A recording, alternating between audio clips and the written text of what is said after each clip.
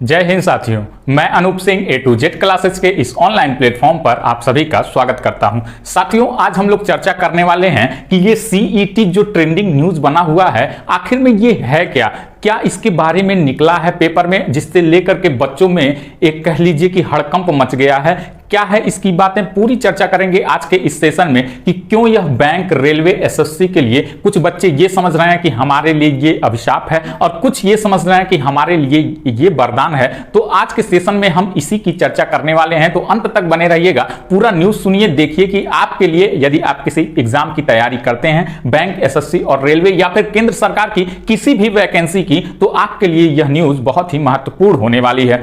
साथियों, हम बात करते हैं सीईटी, कॉमन एलिजिबिलिटी टेस्ट। आप लोगों ने इससे पहले यदि आप उत्तर प्रदेश से हैं तो पेट सुने होंगे, यूपी टेट सुने होंगे, या फिर किसी और राज्य से हैं तो सी टेट सुने होंगे, नेट सुने होंगे, रेट सुने होंगे। हर एक अपना एलिजिबिलिटी टेस्ट होता है। जो ये रेट, पेट, केट, गेट, सेट होता है, तो ये ईटी का मतलब होता है एलिजिबिलिटी टेस्ट। कहीं कहीं इंट्रेंस टेस्ट भी होता है, लेकिन ये जो कॉमन एलिजिबिलिटी टेस्ट निकल के आ रहा है सीईटी, हम लोग आज इसी के बारे में चर्चा करने वाले हैं। साथियों, यदि आप बैंक, एसएससी, रेलवे का एग्जाम देते हैं, खास तौर पर कि एसएससी का एग्जाम देते हैं, तो उसमें पहले प्री होता है, फिर मेंस होता है, तमाम तरीके की इसमें दिक्कतों का सामना करना पड़ता है। आप पूछेंगे कैसी दिक्कत भाई, क्या दिक्कत करना पड़ता है? तो आपको पहले प्री देना पड़ता है, फिर जाकर के प्री वाला जब हो जाता है तो मेंस देना पड़ता है। मेंस हो जाने के बाद तब कहीं जाकर के अगर इंटरव्यू है किसी में तो इंटरव्यू दीजिए, नहीं तो फिर जाकर के कुछ दिनों के बाद उसमें सिलेक्शन होता है। लेकिन अब ये ऐसा निकल करके आया है कॉमन एलिजिबिलिटी टेस्ट, जिसमें आपको प्री देना ही नहीं है। यह केवल और केवल केंद्र सरकार की नौकरियों के लिए एलिजिबल है और केवल केंद्र सरकार की ही नौकरियों में ये सर्टिफिकेट मांगा जाएगा। अभी जो फिलहाल में न्यूज निकल के आ रही है उसके अकॉर्डिंग अभी कोई भी राज्य अपना ये नहीं कहा है कि हम अपना नौकरी निकालेंगे तो इसके लिए ये लेंगे। लेकिन केंद्र सरकार में यदि आप बैंक का देख लीजिए, एसएससी का देख लीजिए, रेलवे का देख लीजिए, तो उसमें ये मांगा जाएगा। इसका पहला एग्जाम होने वाला है मई और जून अगले साल 2024 में पहली बार होने वाला है और यह ग्रेजुएशन लेवल पे होगा। यह ग्रेजुएशन लेवल पे होने वाला है, जिसमें 117 जिला और 1000 सेंटर इसमें बनाए जाएंगे। साथियों, आपने सुना होगा कि रेलवे के जब एग्जाम होते हैं तो 15-15 दिन, एक महीना, 3-3 महीना तक होते रहते हैं। इसमें इतने फॉर्म पड़ने वाले हैं क्योंकि इसकी महत्ता बच्चों में देखी जा सकती है। अब आप सोच रहे होंगे कि कैसे भाई देखी जा सकती है, तो आइए इसकी भी बात कर लेते हैं। साथियों, यह साल में 2 बार होने वाला एग्जाम है। जैसे कि आप नेट का देखते होंगे 2 बार होता है, जून में, दिसंबर में, वैसे ही ये भी 2 बार होने वाला एग्जाम है। यह 2 बार हर साल कराया जाएगा, एक शायद जून में करा लिया जाए और एक दिसंबर में करा लिया जाए। और इसमें यदि आप पास कर जाते हैं तो इसकी वैलिडिटी 3 साल तक रहने वाली है। 3 साल ये वैलिड रहेगा।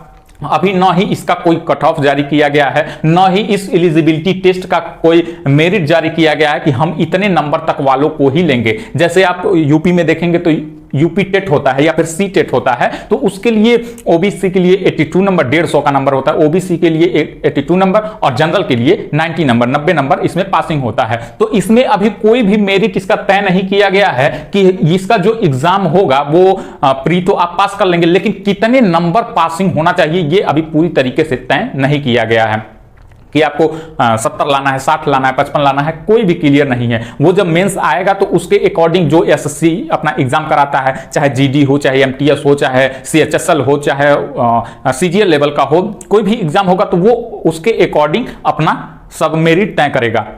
लेकिन बात करते हैं क्या जो हाई स्कूल पास हैं वो भी एक ही एलिजिबिलिटी टेस्ट में बैठेंगे जो सीजीएल वाले बैठेंगे? तो नहीं, ये बिल्कुल भी नहीं है। ये जो एलिजिबिलिटी टेस्ट है, कॉमन एलिजिबिलिटी टेस्ट, इसमें हाई स्कूल के लिए अलग होगा, इंटर के लिए अलग होगा और ग्रेजुएशन के लिए ये अलग होने वाला है। क्योंकि जो बच्चा ग्रेजुएट किया है उसका लेवल कुछ और होगा, जो इंटर किया है उसका लेवल कुछ और होगा, जो अभी हाई स्कूल में है उसका लेवल कुछ और होने वाला है। आप सभी पेपरों में भी देखते होंगे, चाहे एमटीएस हो, सीएचएसएल हो या फिर सीजीएल हो, इन पेपरों में। तो इसके लिए वही मैंने बताया कि जो मई और जून में होने वाला है ये पहले ग्रेजुएशन लेवल का होने वाला है, जिसमें बैंक वाले बैठते हैं, सीजीएल वाले बैठते हैं, इनके लेवल का ये होने वाला है। यदि आप इसमें पास कर जाते हैं तो यह 3 साल वैलिड रहेगा और 3 साल में जितनी भी गवर्नमेंट की नौकरियां आती हैं, मान लीजिए कि ये ग्रेजुएशन लेवल का आप लोगों ने ये एग्जाम दिया और 100 नंबर का पेपर हुआ, 80 नंबर 90 नंबर आप लोगों ने ला लिया बड़े आसानी से। अब जो मान लीजिए कि सीजीएल का पेपर आ गया या फिर आईबीपीएस का पेपर आ गया या फिर किसी भी बैंक सेक्टर का पेपर आ गया, पीओ का आ गया, क्लर्क का आ गया, किसी भी बैंक का आ गया, तो आपको प्री नहीं देना है, आपको सीधे मेंस देना है। और वो मेंस में कट ऑफ इसकी तय कर दी जाएगी कि आप अगर 60 नंबर पाए हैं तो आप इसमें बैठ सकते हैं, तो वो आप इसमें बैठेंगे और आप सीधे मेंस में बैठेंगे।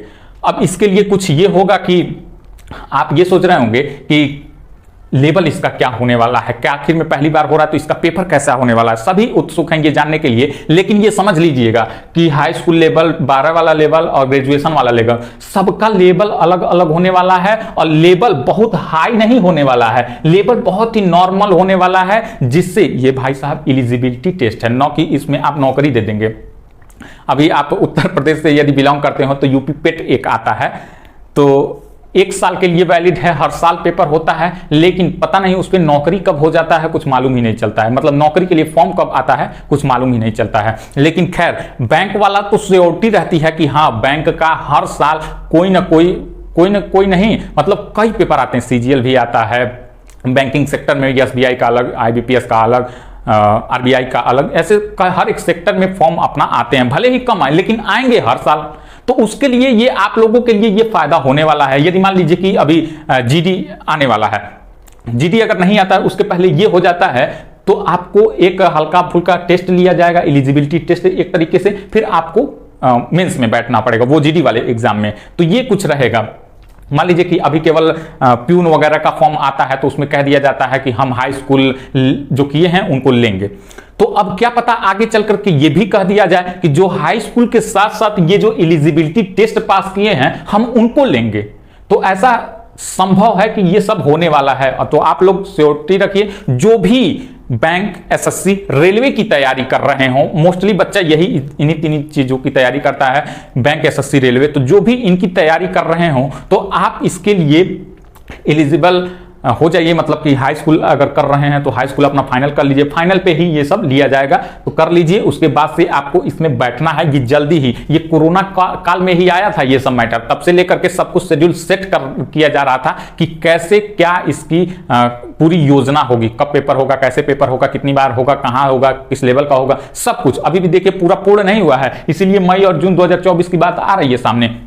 जैसे इन सभी में, चाहे हाई स्कूल, 12th, ग्रेजुएशन, इन सभी में जितने भी साल भर में फॉर्म आते हैं सरकारी नौकरी के लिए, उसमें सभी बच्चों का जो फॉर्म फिलअप होता है वो लगभग 2 से सवा 2 करोड़, 2.5 करोड़ तक ये फॉर्म फिलअप होता है। लेकिन ये फॉर्म इतना फिलअप होता है, नौकरी कितने को मिलता है, तो 1 से सवा लाख बच्चों को ही केवल नौकरी मिलता है। सोचिए फॉर्म इतना फिलअप हो रहा है, नौकरी कितने को मिल रहा है, इतने को केवल मिल रहा है, 1 से सवा लाख। तो क्यों ना हम एक ही बार प्री करा करके, जो पास हुए भाई पास हुए और जो फेल हुए वो अगली बार फिर 6 महीने के बाद पेपर आएगा उसमें तैयारी करें, 3 साल के लिए वैलिड है, तो उसका मेंस किया जाएगा। तो इससे क्या होगा, इससे ये सिस्टम होगा कि एक ही बार प्री पास कर लेना है, बार बार आप लोगों को प्री नहीं देना है, सीधे मेंस में जाकर के बैठना है और झंडा गाड़ देना है उसमें, बस इसका यही फायदा है और सभी बच्चों के लिए ये फायदेमंद सिद्ध हो रहा है। ग्रुप बी और ग्रुप सी, ये इनके लिए ये सब होगा। नेशनल रिक्वायरमेंट एजेंसी इसका पेपर कराएगी और बाकी जब आप प्री पास कर लेंगे तो जैसे जैसे पेपर होता है, रेलवे का जो पेपर कराता है या फिर बैंक सेक्टर का जो पेपर कराता है या फिर एसएससी वालों का तो एसएससी स्टाफ सिलेक्शन कमीशन ही पेपर कराता है, तो वो अपना पेपर कराएगा, लेकिन इसका पेपर नेशनल रिक्वायरमेंट एजेंसी कराएगी। तो ये सारा आज का न्यूज था, सभी बच्चों के लिए ये फायदेमंद सिद्ध होने वाला है। सभी बच्चे अब लग जाइए, इसका अभी सिलेबस वगैरह कुछ भी नहीं आया है, लेकिन जैसे ही इस पर कुछ भी आता है मैं आप लोगों के सामने ये पूरा लेकर के आऊंगा, चाहे सिलेबस हो, चाहे कोई भी नया इसमें न्यूज ऐड हो रहा है तो वो हो, सारा कुछ लेकर के आऊंगा, जिससे किसी भी सिंगल बच्चे को भी किसी भी प्रकार का दिक्कत का सामना न करना पड़े और बड़े ही आसानी से वो हर एक स्टेप आसान ढंग से जान जाए, सीख जाए, समझ जाए। तो इसके लिए कुछ भी अपडेट आता है तो मैं आप लोगों के सामने आऊंगा। और जो भी बच्चा तैयारी कर रहा है चैनल को सब्सक्राइब कर लीजिए, ताकि इस पे कोई भी अपडेट आता है तो मैं आपके सामने ला सकूं इस पे, और ये न्यूज ज्यादा से ज्यादा अपने सभी साथियों तक जो इसकी तैयारी कर रहे हैं बैंक, एसएससी, रेलवेज की, उन तक ये न्यूज शेयर कर दीजिए ताकि उनको भी इस न्यूज से ज्ञात हो सके। तो साथियों, ये थी आज की न्यूज, सभी बच्चों के लिए फायदेमंद है। एक ही बार पेपर देना है, 30 साल प्री देने का झंझट खत्म हो गया। अगर ये न्यूज आप लोगों को पसंद आई हो, अच्छा लगा हो, तो सेशन को लाइक करिए, शेयर करिए अपने सभी दोस्तों के साथ, और यदि आप चैनल पर नए हैं तो चैनल को सब्सक्राइब कर लीजिए। धन्यवाद साथियों।